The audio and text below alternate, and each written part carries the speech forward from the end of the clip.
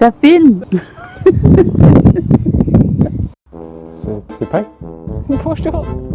Moi c'est Mathieu pour mon prénom. Je m'appelle Chloé. J'ai 83 ans, 84 bientôt. Je suis né à Quérien. Et dans la vie actuellement c'est un peu compliqué. Ah bon? Paysan à Saint-Adrien. Et je fais du hand. Vive la Bretagne. Alors pourquoi on se trouve face à la caméra? Ça c'est une bonne question. Les dessins. Et pourquoi on est venu là? Pour faire découvrir à notre fille et à Édouard la vallée des Saints, parce qu'eux n'y étaient jamais venus. On est venu spécialement pour visiter la vallée des Saints. Pour voir toutes les belles statues qui sont installées dans le périmètre là. Je sais combien de statues posées au milieu d'un champ, on s'y attend pas forcément. C'est original. C'est bien la première fois, enfin je sais pas pour les autres, moi c'est la première fois que je suis dans un site pareil. Je veux dire, on est complètement hors du temps. On n'en a même pas parlé en fait. On n'en a même pas encore parlé pour l'instant. Pourquoi il y avait tout ça? C'est les dieux bretons, je crois. Les divinités bretonnes qui sont taillées par des sculpteurs de pierre et qui sont mises là, non? Je crois. Je sais pas trop.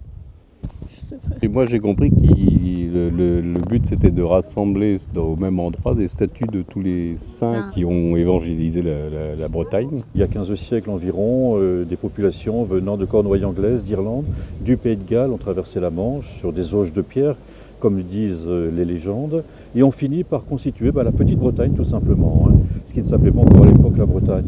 C'est Saint-Malo, il a traversé sûrement la Manche, vu qu'il y a un bateau, une barque, puis en dessous, je sais pas trop ce que c'est quoi. Une espèce de... une tempête. L'an dernier, le site a accueilli 330 000 visiteurs, donc certainement un peu plus de 400 000 cette année, 500 000 dans un an ou deux. Et donc voilà, ça devient maintenant un lieu de transmission.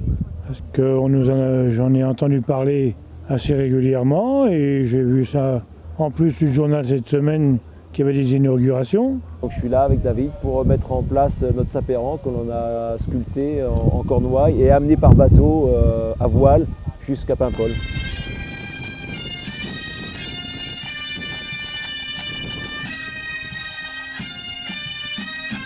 En fait, nous on a décrit son voyage avec la pierre, puisqu'on a une base en granit breton, puisqu'il est venu en Bretagne. Son corps est en granit de Cornouailles, puisqu'il serait, c'est le saint fondateur de la Cornouaille. Et la roue, vu qu'il venait d'Irlande, était en granit d'Irlandais.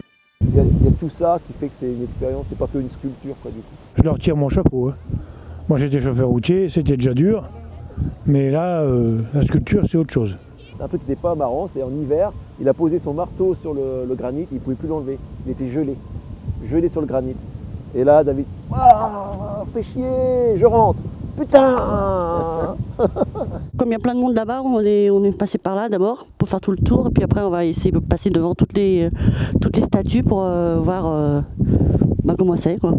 Elles sont marrantes, elles ont plein de styles différents. Il y en a des plus contemporaines et il y en a des plus anciennes. Celle-là, surtout, elle est très expressive, très finement ciselée au niveau du visage. Il y a une personne qui tient une grande pierre dans ses bras. Comme si c'est du yoga. Je la trouve jolie. Elles sont toutes belles. On peut pas en préférer l'une pour l'autre, elles sont toutes très jolies. Ah mais il y a vraiment tous les styles, décontractés. Par contre, ils sont tous décontractés. Ouais. Hein, ils sont, On se met debout comme ça là, puis on regarde droit devant nous.